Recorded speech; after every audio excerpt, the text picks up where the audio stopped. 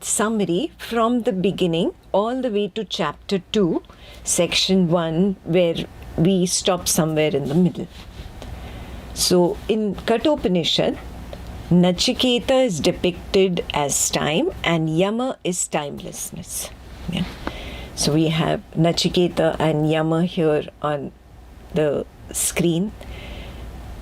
Time is questioning timelessness about the secrets that lie after the end of time. Not to look at it as death of the body, look at it as the end of time, because even the witness consciousness disappears at the end of time. So where does witness consciousness go? His main question is, where does the witness go? And what lies for the witness beyond? So you know, Yama, he's the lord of time. He tries to dodge Nachiketa with this temptation and that enchantment, and Nachiketa says, I'm not interested in name, fame, money. You keep all that to yourself. You just give me the truth. So when the Lord of Time is convinced that Nachiketa deserves this knowledge, then he starts speaking. And what does he reveal to Nachiketa? That the self is known only by a discerning intellect. Only a one-pointed mind can know the self. Nachiketa had that one-pointedness. Hence, he was a good candidate. Somebody asked me a few days ago that why is it that you see and I do not see? You check. Do you have a discerning intellect like Nachiketa? Do you have a one-pointed mind that has the interest in knowing the highest knowledge? It's not possible to know this knowledge just out of mere curiosity. Once in 6 months I attend a knowledge session and I get the knowledge. No, it's not going to work. You need to have that one-pointedness, that nothing else is more important than this for me. That is what made Nachiketa qualified to receive this knowledge. Yeah, but this whole story of Nachiketa and Yama is only a story. These are waves put together. And what are these waves? There is consciousness in motion and there is consciousness at rest. Consciousness at rest is the background. It's the background of nothingness. Consciousness in motion is nothing but these waves. Yeah, and what are the waves? There is the sight of Yama. There is the perception of sound of Nachiketa's question. There is the perception of sound of Yama's dodging the question. There is perception of sound of Nachiketa again showing how one-pointed he is. And then there is the perception of sight of Yama, who's convinced. And he begins with a smile. What does he say? He tells Nachiketa that those who are undisciplined and lack control over their senses are unable to attain the self. Why? Because they are lost in consciousness in motion. What is consciousness in motion? Sight, sound, smell, taste, touch, thought, feeling, or sensation. There is nothing beyond these 8. This is what is consciousness in motion. And the one who is undisciplined, who lacks control of his senses, he is lost in these. Yeah? And the Kathopanishad most important example or most important verse is that of the chariot, where he explains through the example of this chariot that the chariot is this body, and this body has only been hired by the witness consciousness. The witness consciousness is the rider of the chariot. So in this picture, if you can find the rider, not the charioteer. The charioteer is the intellect. The rider of the chariot is the witness consciousness. And the senses are the horses. And what are these senses running on? On the sense objects. Sense objects again are nothing but sight, sound, smell, taste, touch, thought, feeling or sensation. So one who has truly mastered what? The mind, the senses and the intellect. They are in control. That is the one that is truly qualified to attain this highest knowledge. Yama explained this really beautifully. He said higher than the senses are sense objects. Then mind is higher than the sense objects. Intellect is even higher than the mind. And then the great self is higher than the intellect. Did he stop there? He said no, he explained great self is the Turiya or Mahat, which is the fourth state, also called the witness consciousness. And beyond this Mahat or Turiya or witness consciousness is the unmanifest. Unmanifest, avyakta. The consciousness at rest is avyakta. It is here now also. But it is unmanifest, it is avyakta. I cannot recognize it. I am so lost in the objects of the room, the people in the room, that I cannot see the silent background beyond, which is unmanifest. But that which gives this picture a reality. That is also called Turiyatita, which is beyond Turiya. When you recognize that even this Turiya or witness consciousness collapses into Turiyatita, then you understand, oh, the totality is the container of both the pure consciousness and that which is not consciousness. Totality cannot be half. If you draw a circle and you divide it into two, one part of it is totality, one part of it is consciousness, the other part is not consciousness.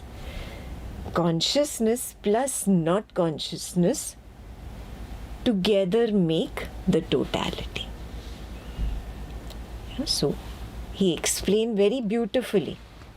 Yama explained to Nachiketa really beautifully that if you don't recognize these levels, you don't understand that discipline is required on this path.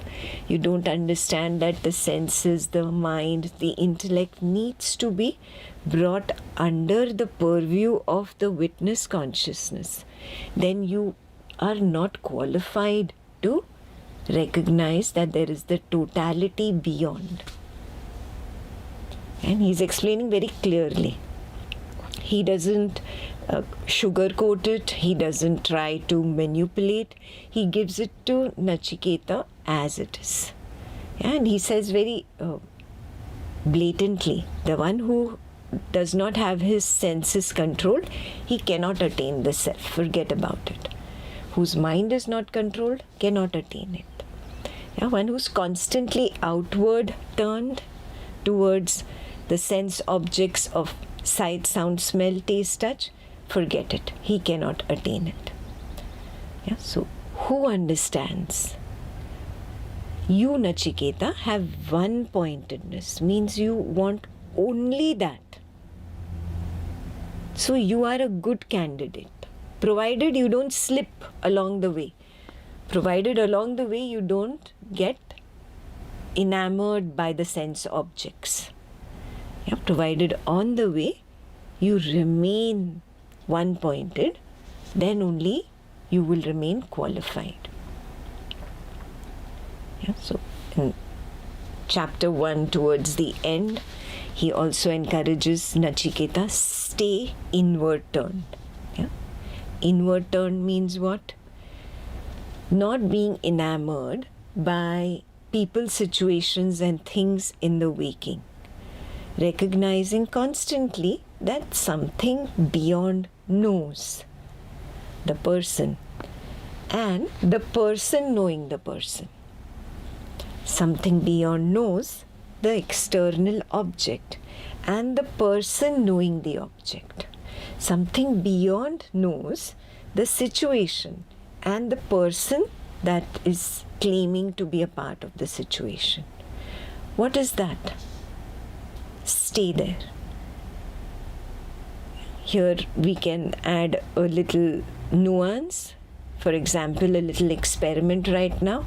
You can recognize the eyes are seeing Ekta, the eyes are seeing the computer, the eyes are seeing the room. Now close the eyelids. There is someone beyond that knows that the eyes are not seeing anything now. You can open the eyes now. Did you ever question who is really seeing? Isn't the seer beyond the eyes really?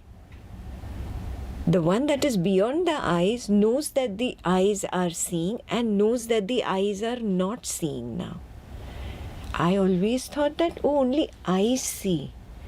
But Nachiketa, he has that qualification where he has gone to the level beyond and recognizes there is someone beyond that knows that the eyes are not seeing. So his attention is on that knower. The knower that knows the eyes see and the eyes do not see. The knower that knows that the ears hear and the ears do not hear, both. The knower that knows that there is a thought now and now there is no thought. Yeah? Nachiketa's attention is on that knower. That is probably the key, the master key in fact, towards the door that leads to infinity. Can I focus on that? Yeah? That is the meaning of Nachiketa being one-pointed. Ask yourself, am I one-pointed like that? Now, Ekta only spoke about sight and sound, but with reference to all sight, sound, smell, taste, touch, thought, feeling, sensation. Can I recognize with reference to all 8 of these aspects that there is a knower that knows when they are present and there is a knower that knows when they are absent? That is the foot into the door. If you realize, oh, there is somebody beyond, now you have reached the stage of witness consciousness. That is the meaning of staying inward turned and not enamored by these objects of senses or senses that are always outward turned towards the objects. Yeah. What is the purpose of recognizing that I am beyond these, that I am the witness of these? The purpose is even the background that is knowing the presence and absence of these, even that background collapses. It dissolves and disappears. And it dissolves and disappears into consciousness at rest. That is what is Nachiketa's interest. That is the main question. At the Ajatavada level, the question is not what happens when the body dies. The question is what happens when this witness merges with the consciousness at rest. Yeah. What happens when the consciousness of motion comes to rest? This is the main question on the Ajatavada path. Yeah, so in the last section of chapter 1, he gives him many anecdotes, he gives him many examples, he speaks in metaphorical ways so that Nachiketa understands. Like he says, the sharpest of seers cannot see this. Why? Because the consciousness at rest is subtler than the subtlest. It is greater than the greatest. And it is hidden inside the cave of the heart. We discussed it's got nothing to do with the heart that is in the physical body, it is the core. The core lies beyond the witness consciousness. And that's why this path is hard to walk, he tells Nachiketa. It's like the razor's edge. And therefore one must seek the company of wise ones who have attained this greatest truth. And in their company, one must attempt to see. One must not try to worship them. That is of no use, he says. He's very clear, only self-inquiry is the path. Yeah? Only direct seeing is the path. Direct seeing means not the seeing through the organ called the eye. No. Direct seeing is the seeing beyond of the witness consciousness. That which knows the eye is seeing, that which knows that the sense of sight is only absent. That is the one that is seeing. Yeah, and he also explained that this knowledge can be explained only by the one who has attained this non-duality. Which non-duality? Of consciousness at rest. There is no two here. And it can be learned only by a few rare ones. Yeah, only a few rare ones can really attain this. Now let's see, what do they attain?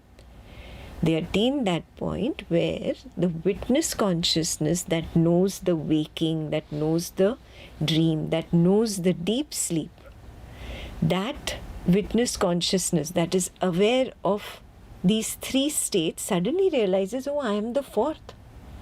I am the background on which these appear and disappear constantly. Constantly they appear, constantly they disappear. Yeah, even in the night, so-called belief is I am always in deep sleep for 8 hours. But that is not true. Yeah, if you know a little bit of science, there is the constant shuttling. Every few hours, about 2.5 to 3 hours, the waking state returns. Again you go back to dream. Again you go back to dream. Again you go back to deep sleep. And the shuttling happens. Yeah, so there are slices of this. And the witness consciousness is the one who is aware, wow, there are these slices. I know each of these slices, which is waking, dream, and deep sleep. And I am the fourth. Naturally, I am the fourth because I know these three. This is the first level of attainment of wisdom or self-knowledge. The second level of wisdom is where Turiya, the one that is witnessing all this, that itself dissolves and merges with the consciousness at rest. The manifest I drops into the unmanifest. And it happens every night. I know it very clearly. After the last dream, there is nothing, there is nothing, there is nothing, and suddenly I don't know. But somebody knows that I don't know. That revelation, that direct seeing is called the collapse of the I, or the merging of the I into the unmanifest.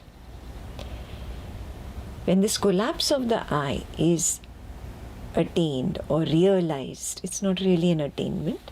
It was always there, I was ignoring it. Now I realize what I was ignoring. So I realize it, and I realize it only by my direct seeing. Not by running behind scriptures, not by running behind gurus, not by practicing waking world rites, rituals, puja, worship, chanting, mantra, breathing techniques, yoga. No, none of these can take me there. Only a deep self-inquiry, an attempt to recognize I am the witness of this waker in the waking. Then I am the witness of the dream character in the dream state, and I am the witness of the deep sleep nothingness in the deep sleep state. This self-inquiry, which is also called Swapna Nidra Jnana Sadhana, wake, dream, sleep exploration, only this inquiry leads me to the recognition I am the fourth. And then I just stay with that, and I recognize the dissolution of the fourth. That's when there is a realization, who saw the fourth collapse? And before the first dream, who saw the I or the fourth come back up? That I sense is there. I exist. That feeling is there. And then only comes the first dream after deep sleep. So you see, this path is really hard to walk unless you are inward turned. Clear? So those who have this question, why do I not see? Ask yourself. That the Vedas also speak of this highest truth, that one must be inward turned. And he gave us a few pointers. He said, you dissolve the speech into the mind, you dissolve the mind into the intellect, you dissolve the intellect into the Mahat or the cosmic intellect. Basically, you remain as the witness continuously in the waking, dream and deep sleep. Yeah. Dissolve, dissolve, dissolve. Just focus on that which is knowing. Yeah. Soon you will come to the great self, the Mahat. And into that supreme self, everything dissolves. That itself disappears.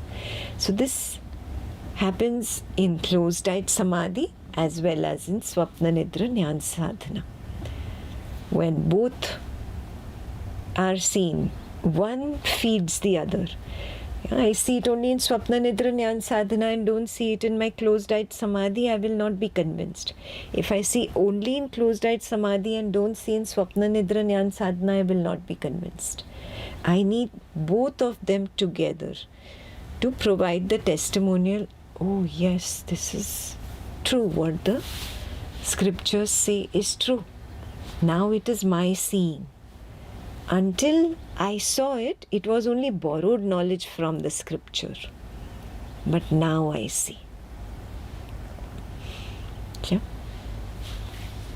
So, when Yama speaks like this and explains all this to Nachiketa, he is again and again saying that being outward turned is like a curse.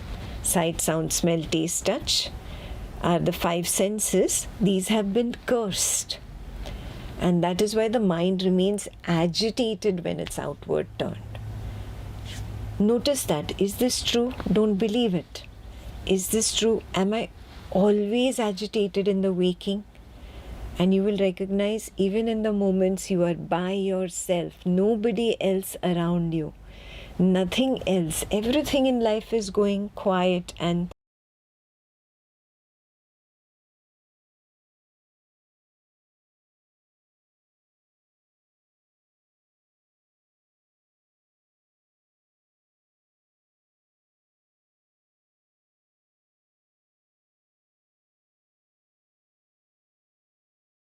turned. Yeah? So then when you come to this understanding in your own seeing, then you recognize being consciousness in motion only brings suffering. If I am always outward turned, I will always suffer. And it is immaturity, okay, as a young kid, as a youth that was running behind name, fame, money, relationships, it was okay. But it is immaturity to constantly remain outward turned.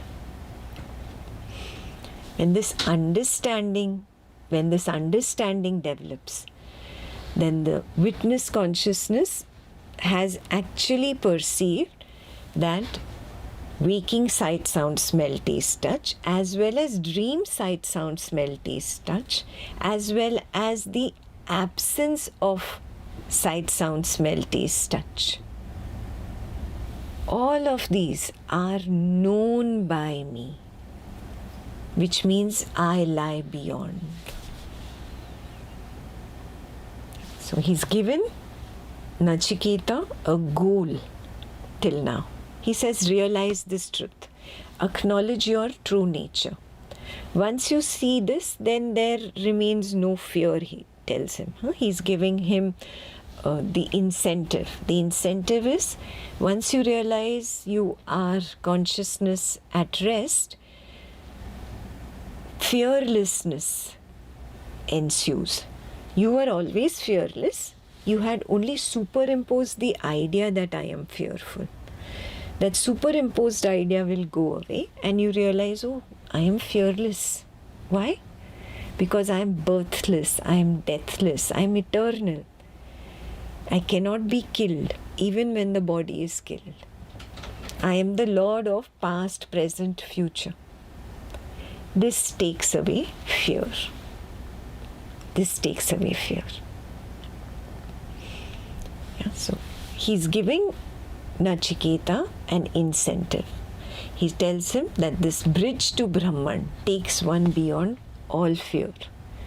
And only when one goes beyond fear can one go beyond all sorrow. Yeah, that which I'm talking about, the agitation which is like a lurking, quiet volcano below surface. That will go away only when fear goes.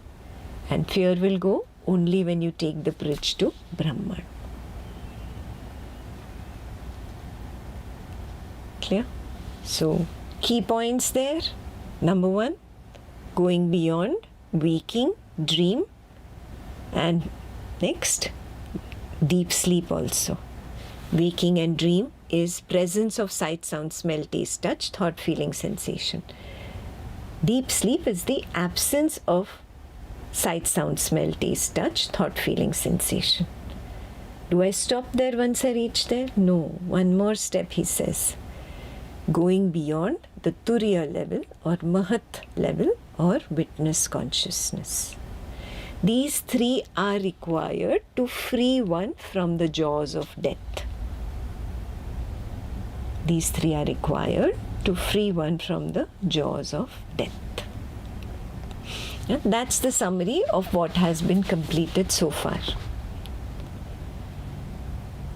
I will be doing the verse on fear a little more in depth after the break. But so far, everybody is on the same page. Do you all remember all these pointers that we completed?